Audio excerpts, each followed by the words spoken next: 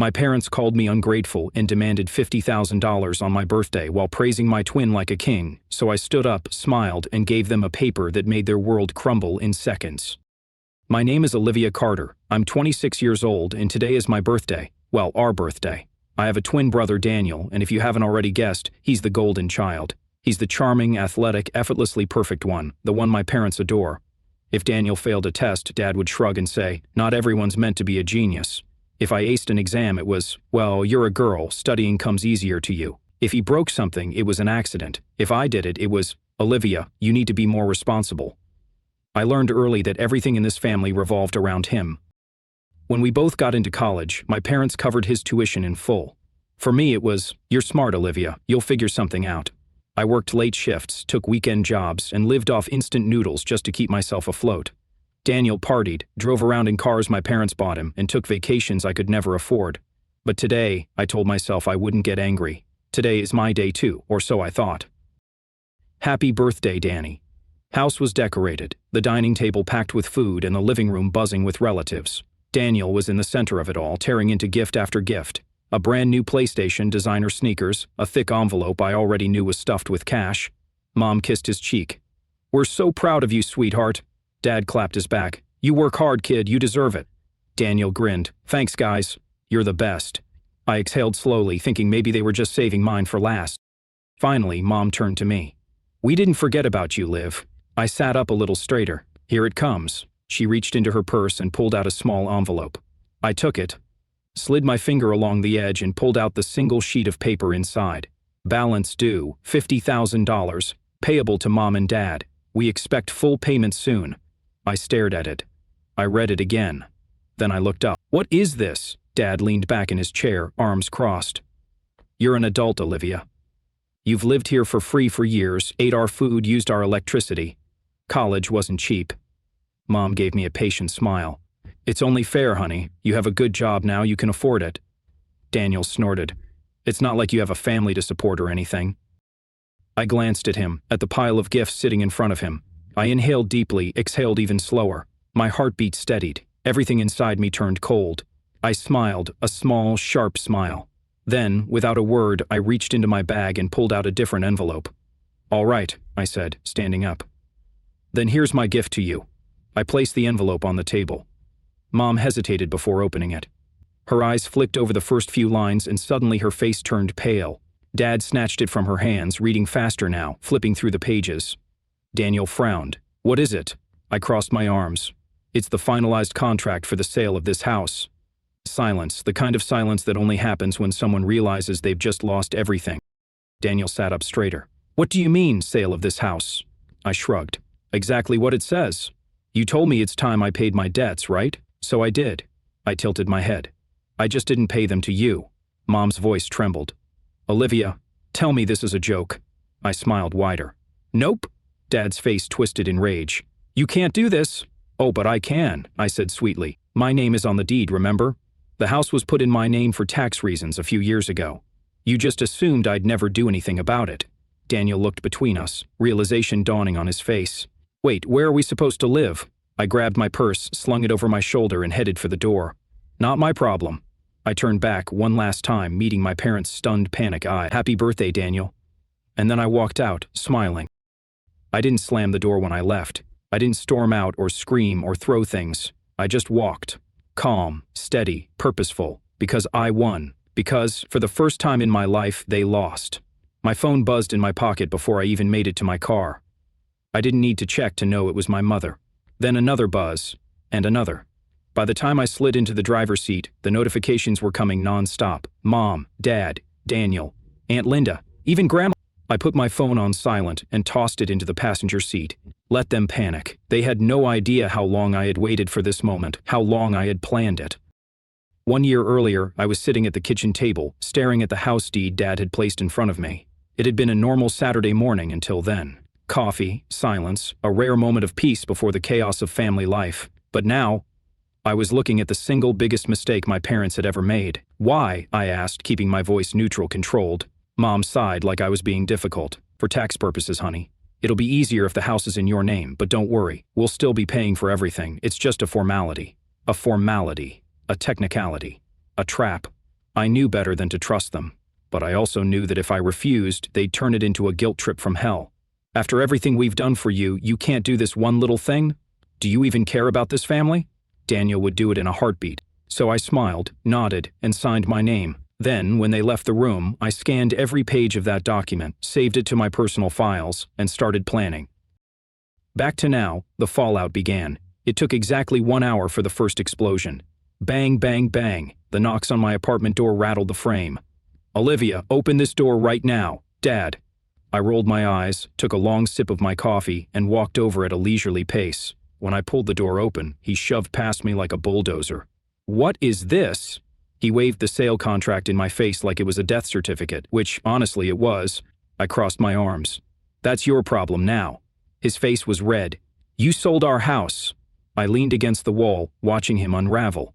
No, I sold my house. He was shaking. You little... I raised a hand. Aha, careful. You're in my home now. Try to keep it civil. He sucked in a breath, nostrils flaring. Why would you do this? I tilted my head. Oh, I don't know, maybe it's because my own parents handed me a $50,000 bill on my birthday while giving my brother a luxury vacation. His jaw clenched. That was different. He works so hard, deserves it, is the pride and joy of the family. Blah, blah, blah. I finished for him. Yeah, I've heard it before. I pushed off the wall and stepped closer. You expected me to roll over and accept that debt. You thought I'd just take it, like I always have. But I didn't. I flipped the script. He stared at me, breathing hard. Where are we supposed to live? I smirked. Not my problem. He pointed a finger at me. You're going to fix this. I laughed, actually laughed. Fix this? Oh, Dad, I didn't break anything. He opened his mouth, but I was already walking to the door. You can leave now. Oh, and take this with you. I grabbed the contract from his hand, flipped to the final page, and pointed at the buyer's name. He squinted, read it, and then his face fell. Because right there, in big bold letters, was a name he recognized. Marcus Patel. His landlord, the guy who already owned the building where Dad's business was renting office space, the guy who, after a single phone call from me, had been thrilled to buy my childhood home at a price I knew my parents could never afford to match. Dad's voice dropped. Olivia, what did you do? I grinned. Oh, just made sure the house stayed with someone responsible, someone who's very interested in raising your rent next month. His eyes went wide, and for the first time in my life, I watched my father panic. 1 week later, the dominoes fell. Daniel was next. He showed up at my office, storming in like a spoiled prince. You ruined my life, he snapped, slamming his hands on my desk. I didn't look up from my laptop. You'll have to be more specific. Our house is gone, Dad's business is collapsing, and Mom is losing her mind. I finally glanced at him. Again. Seeing how that's my problem, his face twisted. How can you be so heartless? I sat back, folded my arms. Oh, that's rich. Coming from the guy who watched me get an invoice for $50,000 on our birthday and laughed. He flinched. I didn't think they'd actually expect you to pay it. I raised an eyebrow. Wow, so you're not just selfish, you're stupid too. He turned red. I need help, Olivia. I smiled.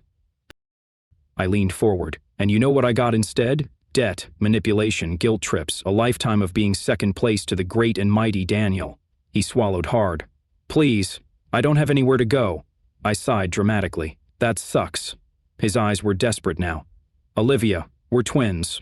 You're my sister. I tilted my head. Oh, because for the last 26 years I was nothing to you. I stood up, grabbed my coat, and patted his shoulder. Good luck, Danny. And then I walked out, just like I walked out on my parents because I was done being their punching bag. It was my turn to win. The day after I kicked Daniel out of my office was quiet. Too quiet. My family was like a pack of wild animals. First they attacked, they yelled, they made threats. But when they went silent, that's when they were at their most dangerous. I knew this wasn't over. They weren't done with me yet.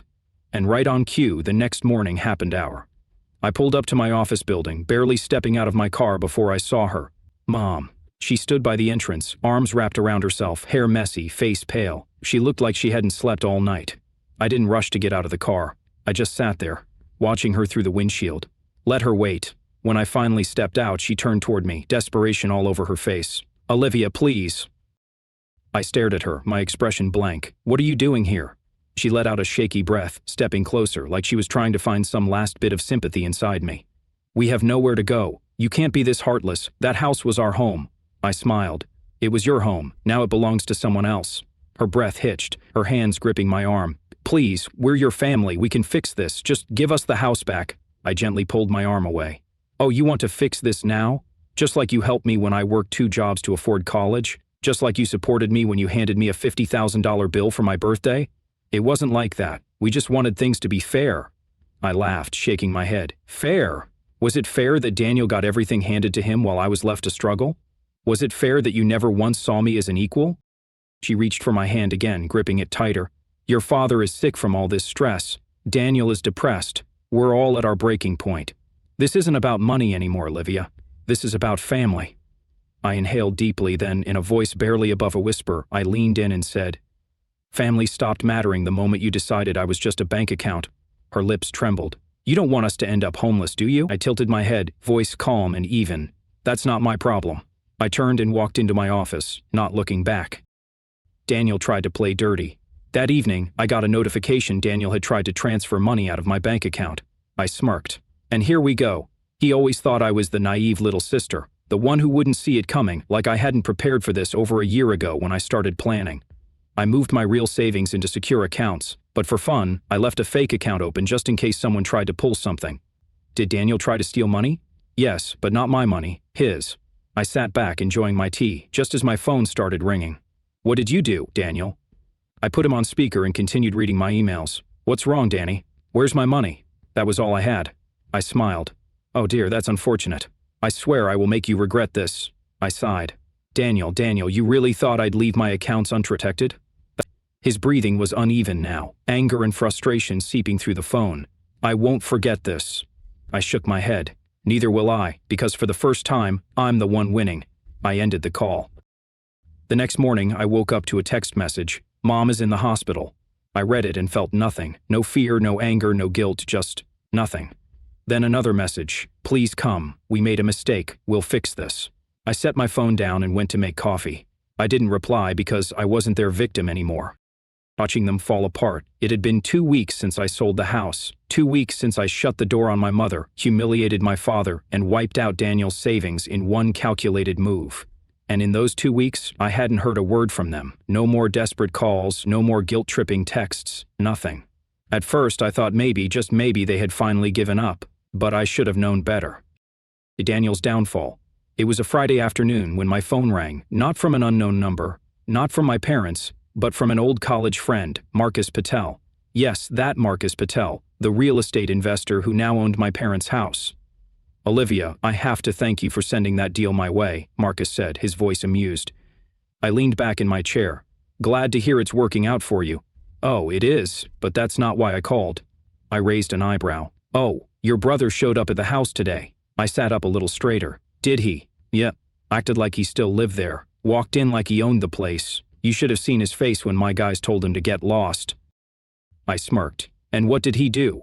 Marcus laughed. Started yelling about how this was his home and we had no right to kick him out. My guys threatened to call the cops, and he left. I rolled my eyes. Classic Daniel. Oh, but it gets better, Marcus added. He's living in some rundown motel on the edge of town. Word is he burned through his last bit of money. I couldn't stop the grin from spreading across my face. Daniel Carter, the golden boy, the favorite son, the one who never had to struggle a day in his life, now flat broke, living in a motel. Couldn't have happened to a more deserving person. Mom's desperation. The next day I stopped by my favorite coffee shop enjoying the peace and quiet of a life without my family. But peace never lasts forever because as soon as I stepped outside, she was there. Mom! She looked worse than before, hair unbrushed, dark circles under her eyes, clothes wrinkled, but it was her expression that caught my attention. She wasn't angry, she wasn't furious, she was pleading. Olivia, please, just hear me out. I sighed but didn't walk away. What do you want, Mom? She swallowed hard. Your father, he's not well. He's barely eating, barely sleeping. Everything is falling apart. We need help. I tilted my head. You mean you need money? She flinched but didn't deny it. Just a little bit, just enough to get back on our feet. I crossed my arm. Back on your feet? Mom, you spent years stepping on me to lift Daniel up. Where was this concern for me when I was struggling? We were trying our best, she insisted. I scoffed. No, you weren't. You just thought I'd never fight back. She wiped at her eyes. I'm begging you, Olivia. We have nothing left. I took a deep breath. For a second, just a second, I almost felt bad. But then I remembered every single time they ignored me, every time they told me I wasn't good enough, every time they made me feel like I was just less. And just like that, the guilt disappeared. Not my problem. I turned and walked away, and this time, she didn't follow me. Dad's collapse. A week passed. I didn't think about my family at all until the news broke. I was scrolling through my phone when a headline caught my eye. Local businessman David Carter faces eviction after sudden financial crisis. I clicked on the article. It was about Dad. According to the article, his business was falling apart after the house was sold, his credit tanked, he defaulted on a few payments, lost his biggest client, and now, his office space, the same one Marcus owned, was kicking him out. I read the whole thing, then sat back in my chair. I should have felt something, but I didn't. Because after everything they put me through, after years of being treated like I was nothing, they finally got what they deserved. 3 days later, my phone rang. I let it ring, then a text popped up. Please pick up, it's important. I sighed and finally answered. What do you want? Dad's voice came through, weak and tired. Olivia, I know we've made mistakes, but your mother and I, we're losing everything. We need your help. I said nothing. Please, sweetheart, we're still your parents. I closed my eyes, took a slow breath, and then I hung up. No words, no second chances, no mercy. Because for the first time in my life, I wasn't their victim anymore. It had been exactly 1 year since I walked away, 1 year since I sold the house, since Daniel lost everything, since Mom and Dad finally faced the consequences of their choices. 1 year since I became free, and I had never been happier. A new life. I stood on the balcony of my new apartment, sipping my morning coffee, watching the sun rise over the city. Not the small, cramped apartment I had before. A real home, a place that was mine. No debts, no family draining me dry, just peace. My phone buzzed on the table. I glanced at the screen. Unknown number. I almost ignored it, but something in me knew exactly who it was. I sighed and answered, hello. A familiar voice, weak and hesitant. Olivia, it's Mom. I didn't say anything. She hesitated before speaking again. We wanted to see how you're doing. I leaned against the railing, staring at the skyline. I'm doing great. A pause. That's good to hear. I waited. I knew this wasn't just a casual call. And then, there it was. We were wondering if we could meet, just to talk. I smiled to myself. There it is, the final attempt. Why? Mom sighed. Because we miss you, Olivia. We want to fix things. I closed my eyes for a moment, letting the words settle. If they had called me a year ago, maybe, just maybe, I would have believed them. But now I knew the truth. They didn't miss me. They missed what I could give them. I took a slow breath. You don't miss me, Mom. You miss what I used to do for you. That's not true. We love you. I let out a quiet laugh. You loved what I could provide. The moment I stopped being useful, I stopped being your daughter. Olivia, please. I cut her off. Do you even feel bad about what you did? Do you feel guilty for treating me like a second-class citizen in my own family? Or are you just upset that I finally fought back? Silence. That told me everything I needed to know. Goodbye, Mom. Wait. I ended the call and then blocked the number forever. A final message. A week later, an email landed in my inbox from Daniel. I almost deleted it without reading, but curiosity won. The subject line, I'm sorry. I opened it. Olivia, I know you'll probably never forgive me, and I don't blame you. I was a terrible brother. I was selfish. I didn't see how much they were using you until it was too late. I lost everything, and honestly, I deserved it. I don't expect anything from you. I just wanted to say I get it now. I really do. I hope you're happy. I really do. Goodbye. I stared at the screen for a long time. Daniel had never apologized for anything in his life, but did I believe him? I wasn't sure. I hovered over the reply button, then closed the email and deleted it. I stood on the rooftop of my building that night, looking out at the glowing city skyline. For the first time in my life, I was truly, completely free. No more guilt, no more obligations, no more family weighing me down. And as I stood there, breathing in the cool night air, I made a silent promise to myself.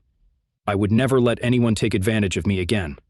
And with that thought, I turned, walked back inside, and never looked back.